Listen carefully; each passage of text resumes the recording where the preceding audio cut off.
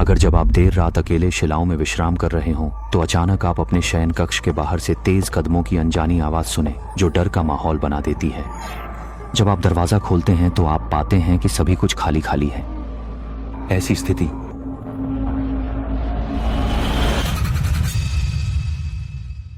2016 के उस समय, वह समय मैं अभी भी सुजोऊ के एक छोटे शहर में रह रहा था।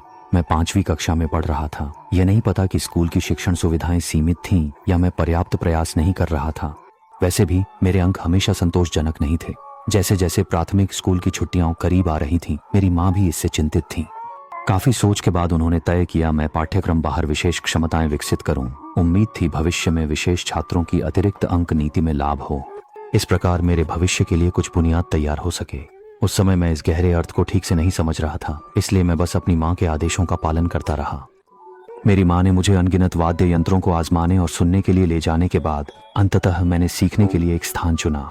शायद उस समय मैंने वूशिया अधिक देखा था। हमेशा लगता था कि बांसुरी में एक योद्धा की शौर्य झलकती है। यह बिल्कुल कूल और आकर्षक था जो उस समय मेरे साथ पढ़ रहा था। दूसरा लड़का छोटा ए था। मुझे याद है जब हम पहली बार मिले तो ऐसा लगा जैसे हम बचपन से एक साथ बड़े हुए अच्छे दोस्त हों। किसी अजनबीपन का एहसास नहीं हुआ। छोटे ए का स्वभाव अत्यंत खुला था। हमेशा चेहरे पर मुस्कान रहती थी, जैसे कोई भी परेशानी उसे परेशान न कर सके। शुरू के महीनों में हमने मैदान में पढ़ाई में अत्यधिक सफलता हासिल की। शिक्षक भी हम दोनों की सराहना करते थे। एक दिन छोटा ए उदास चेहरा लेकर कक्षा में आया, जो पहले की धूपमय और खुशमिजाज था। जब शिक्षक हमें पढ़ा रहे थे तो वह भी लगातार जम्हाई ले रहा था। उसका चेहरा थका हुआ दिख रहा था। इससे मेरे मन में संदेह भर गया और मैं तुरंत इसका जवाब जानने की इच्छा रखने लगा। कक्षा ब्रेक तक बर्दाश्त करना मुश्किल था। अपनी जिज्ञासा रोक नहीं पाया और तुरंत उसके पास जाकर पूछा क्या हुआ। छोटा ए ने डर के मारे आश्चर्य व्यक्त किया और कहा उसने पिछली रात भूत देखा। सुनकर मेरे मन में झटका लगा। पूरी तरह विश्वास नहीं था, लेकिन उसकी थकी हालत देखकर लगा कि वह सच कह रहा है। जैसे ही हम दोनों एक दूसरे की ओर देखते थे, बाहर अचानक एक बिजली चमकी। फिर तुरंत गड़गड़ाहट की आवाज आई और जोरदार बारिश होने लगी। पता नहीं बाहर की भयावह गड़गड़ाहट की आवाज ने छोटा ए को डरा दिया था या नहीं। इस समय उसका चेहरा कुछ विकृत हो गया था और वह बहुत ही गरीब लग रहा था। उसने आज रात उसके घर पर एक रात ठहरने की गुहार लगाई। हिचकिचाने के बाद मैंने माँ को फोन किया। माँ ने प्रशिक्षण स्कूल के घर से दूर होने पर विचार किया। बाहर जोरदार बरसात हो रही थी। अंततः हिचकिचाते हुए उस दिन विशेष कक्षा के खत्म होने के बाद छोटा ए के पापा ने गाड़ी चलाई और हमें घर ले गए। छोटा ए का घर हमारे छोटे शहर के उपनगर के पास स्थित है। यह 1-2 मंजिला पुरानी इमारत है जो बाहर से देखने पर उसके सफेद दीवारें कुछ फटी फटी दिख रही थीं। जब मैं घर के अंदर कदम रखा तो आश्चर्य हुआ कि अंदर की सजावट भव्य थी, जो बाहर के विपरीत स्पष्ट अंतर दिखा रही थी। पहली मंजिल के लिविंग रूम से भोजन कक्ष पार होने पर ही था। छोटा ए की माँ ने हमारे आने का इंतजार करते हुए एक भरपूर रात के खाने की मेज सजाई थी। खाना खाने के बाद हम लगभग 8 बजे लिविंग रूम में कुछ देर खेले। मैं छोटा ए के साथ कमरे में सोने चला गया। छोटा ए का बेडरूम पहली मंजिल पर था, जबकि उसके माँ बाप दूसरी मंजिल पर रहते थे। क्योंकि दिन में छोटा डाबू ने मुझसे कहा था कि उसने भूत देखा था, मेरे दिल में भी थोड़ी बेचैनी थी। हम दोनों बिस्तर पर लेटे थे। कोई बात नहीं कर रहा था। डर के मारे उस कथित भूत के आने का इंतजार कर रहे थे। शुरुआत में मुझे नहीं लगता था कि कुछ भयानक होने वाला है, लेकिन 2 घंटे से अधिक समय बीत गए।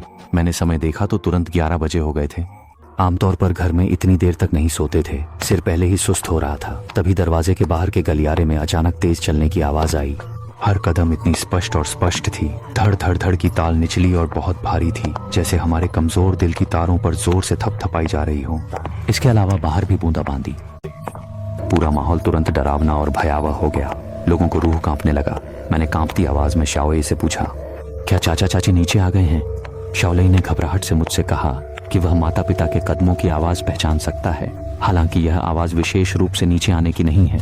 शवा और मैं उस समय अत्यधिक भय में थे। शरीर अनैच्छिक कांप रहे थे। हमने रजाई कसकर पकड़कर बिस्तर के कोने में लिपट गए। शवा ने धीरे से मुझे बताया कि उसने पिछली रात ऐसी ही स्थिति का सामना किया था, लेकिन अब वह रूह कांपने वाली कदमों की आवाज 10 से अधिक मिनटों से लगातार आ रही है।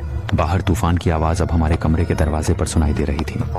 उस समय मुझे नहीं पता था कि बिस्तर छोड़कर कूदने की हिम्मत कहां से आई। दरवाजे को जल्दी से बंद कर दिया और बाहर की ओर जोर से चिल्लाया, तुम कौन हो? मेरी आवाज के ठीक बाद ही वह कदमों की आवाज भी तुरंत बंद हो गई, लेकिन ज्यादा देर नहीं हुई, फिर से वह आवाज फिर से शुरू हो गई और इस बार यह और भी स्पष्ट था। हम पहले ही अत्यधिक भय में पड़ चुके थे। मैंने जल्दी से शाओए का फोन बाहर निकाला और चाचा को फोन करने लगी। लेकिन थोड़े ही समय में चाचा ने हमारे दरवाजे पर दस्तक देना शुरू कर दिया। मैंने जवाब में दरवाजा खोला और अनजाने में दरवाजा के बाहर के गलियारे को एक नजर देखा। चाचा के अलावा गलियारा पूरी तरह से खाली था। चाचा ने हमारे भयानक चेहरे देखकर पूछा कि क्या हो गया। मेरा चेहरा सन्न हो गया और मैंने चाचा को अभी जो हुआ उसे बयां किया। चाचा ने यह सुनकर चेहरा कुछ संशयी दिखाया, क्योंकि जब वह नीचे उतरे थे तो उन्होंने न तो किसी की परछाई देखी थी और न ही कदमों की आवाज सुनी थी। शायद इसलिए कि चाचा ने मेरे और छोटे ए के अंदर की डर को महसूस किया। उन्होंने पहले तल पर हमारे साथ रहने का निर्णय लिया, जिससे हम उस लंबे और भयावह रात को पार कर सके। जब मेरी माँ ने मुझे घर वापस लेने के लिए ले जाया तो मेरा पूरा दिमाग पिछली रात के उस अजीब अनुभव से भरा हुआ था। मैं समझ नहीं पा रहा था कि वह गलियारा वास्तव में इतना लंबा क्यों था और कदम क्यों नहीं रुके। वह 10 मिनट से ज्यादा क्यों चल सकते थे और जब वह हमारे दरवाजे पर आए तो उन्होंने दरवाजा नहीं खटखटाया बल्कि उन अजीब आवाजों को जारी रखा। मैंने कभी उत्तर नहीं पाया और उस दिन के बाद से छोटे ए पर बहुत बड़ा डर सा छा गया। विशेष कक्षा में अब उनके चेहरे पर कोई मुस्कान नहीं देख सकता था।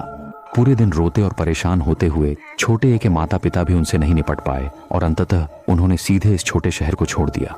आज तक मुझे नहीं पता कि वे कहाँ स्थानांतरित हुए। 8 साल बाद जब भी यह घटना मेरी याद से उभरती है, मेरे दिल में एक ठंडी सिहरन दौड़ जाती है। यह हड्डियों तक जा रही ठंडक जैसी होती है। उनका असली घर नहीं बेचा गया था, बल्कि हमारे छोटे शहर में हमेशा के लिए उजड़ पड़ा था। जब मैं हाई स्कूल में था, स्कूल जाते समय मैं अक्सर उस घर के पास से गुजरता था, लेकिन हर बार वहां पहुंचने पर मुझे अंधेरे में से एक जोड़ी आंखें मुझ पर टिकती हुई महसूस होती थीं। इससे मेरी रीढ़ में सिहरन आ जाती थी। धीरे धीरे मैंने उस रास्ते से हटकर चलना शुरू कर दिया। जब तक मैं कॉलेज नहीं गया, मैं अभी भी उस याद से परेशान था। मैं वैज्ञानिक एवं तर्कसंगत दृष्टिकोण से यह सब समझने की कोशिश कर रहा हूँ। कहता हूँ कि यह उस समय के अत्यधिक दबाव की भ्रांति थी, लेकिन वह आवाज केवल मेरी नहीं और भी कई लोगों ने सुनी है। इसे कैसे समझाया जाए जब कभी कभी रात गहरी और शांत होती है। वह डरावनी आवाज मेरे दिमाग में गूंजती रहती है। इससे बचना संभव नहीं है। शायद कुछ रहस्य हमेशा के लिए अनसुलझे रहेंगे। मुझे कुछ डर लग रहा है जिसे मैं केवल हमेशा के लिए दिल में गहराई से छुपा सकता हूँ।